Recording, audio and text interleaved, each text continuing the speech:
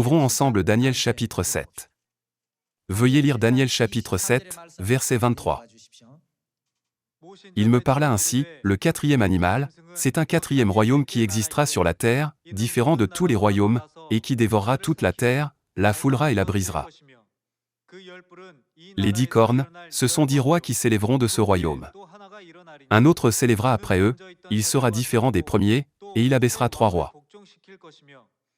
Il prononcera des paroles contre le Très-Haut, il opprimera les saints du Très-Haut, et il espérera changer les temps et la loi, et les saints seront livrés entre ses mains pendant un temps, des temps, et la moitié d'un temps. Puis viendra le jugement, et on lui ôtera sa domination.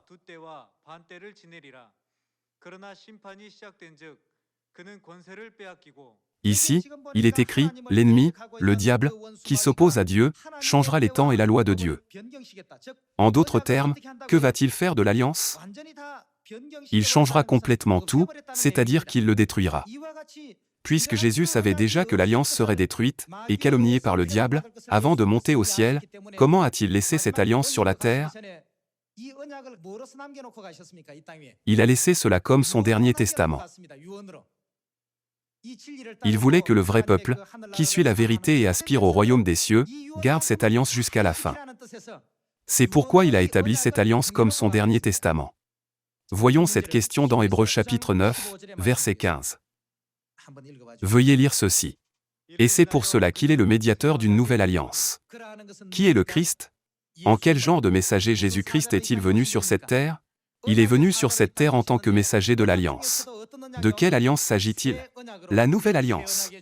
Il est le médiateur d'une nouvelle alliance, afin que, la mort étant intervenue pour le rachat des transgressions commises, sous la première alliance, ceux qui ont été appelés reçoivent l'héritage éternel, qui leur a été promis. L'héritage éternel promis indique la clé la plus importante pour entrer dans le royaume des cieux. Cette clé est la nouvelle alliance. Par cette alliance, nous recevrons l'héritage éternel qui a été promis. Continuons. Car là où il y a un testament, il est nécessaire que la mort du testateur soit constatée.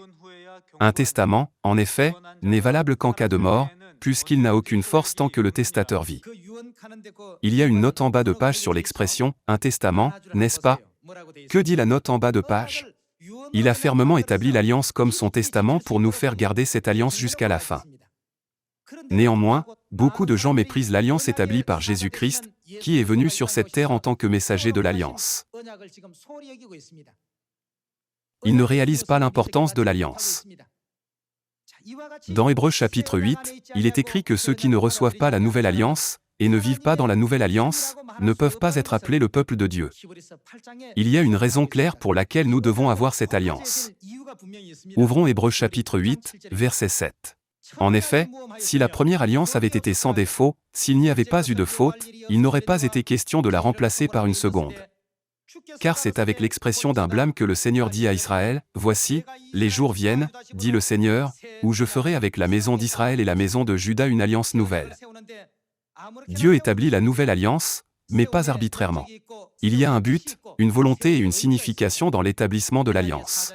La nouvelle alliance est l'alliance que le messager de l'alliance a établie.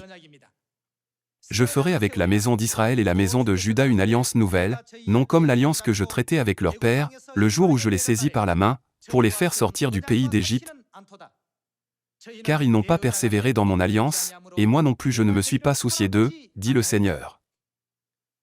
Mais voici l'alliance que je ferai avec la maison d'Israël après ces jours-là, dit le Seigneur, je mettrai mes lois dans leur esprit, je les écrirai dans leur cœur, et je serai, que sera-t-il ? Leur Dieu. Quelle alliance devons-nous avoir, pour que Dieu soit notre Dieu ? À ceux qui ont la nouvelle alliance, Dieu a dit, je serai votre Dieu. Et ils, ceux qui ont la nouvelle alliance, seront mon peuple.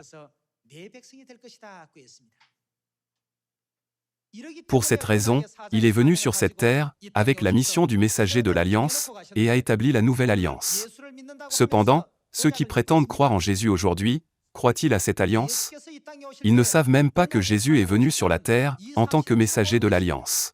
Ils ne savent même pas quel genre d'alliance Jésus a établi. Ils vivent simplement une vie de foi avec une foi vague. Cependant, puisque vous et moi avons la nouvelle alliance établie par Jésus, qui est venu sur cette terre, en tant que messager de l'alliance, Jésus-Christ devient notre Dieu, et nous devenons son vrai peuple. Seul le vrai peuple peut entrer dans le royaume des cieux et recevoir la protection de Dieu.